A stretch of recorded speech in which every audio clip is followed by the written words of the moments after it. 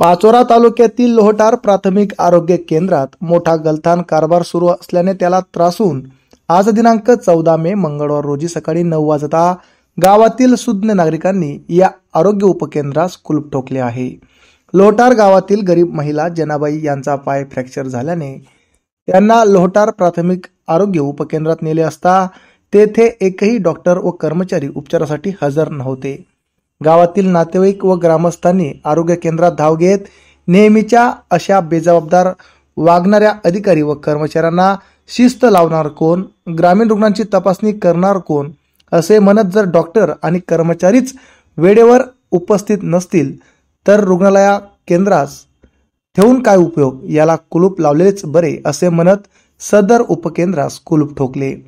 तसेच या ठिकाणी डॉक्टर व कर्मचारी नेहमीच गैरहजर असतात, उशिराने येतात, लवकर जातात, सुट्टीचा उपभोग घेतात, मात्र आल्यावर आपला अर्ज फाडून टाकतात, आपल्या कर्तव्यात कसूर करतात असे एक ना अनेक आरोप ग्रामस्थांनी यावेळी केला।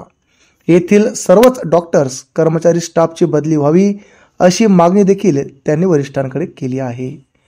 तसेच पाचोरा तालुका वैद्यकीय अधिकारी DK लांडे यांच्याशी संपर्क साधला असता लोहटार प्राथमिक आरोग्य उपकेंद्रास कुलूप ठोकल्याची माहिती मिळाल्याने तेथे जाऊन पाहणी केली असता गैरहजर असलेल्या बेजबाबदारीने वागणाऱ्या डॉक्टर्स कर्मचाऱ्यांची चौकशी करणार, त्यांना लेखी नोटिसा देखील देण्यात येतील, तसेच त्यांची बदली करता येईल का यावर देखील विचार होईल, योग्य ती कारवाई तात्काळ केली जाईल अशी माहिती डॉक्टर DK लांडे यांनी दिली आहे।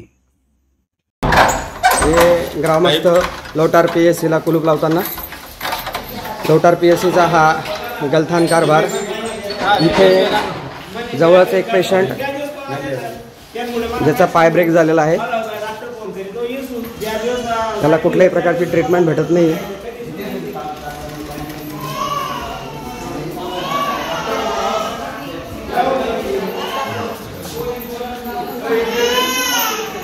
पेशंट अत्यवस्थ अवस्थेत आहे, या बाईचे पाय ब्रेक झालेला आहे, पण इथे कोणीही सर्व्हिस देण्यासाठी उपलब्ध नाही आहे।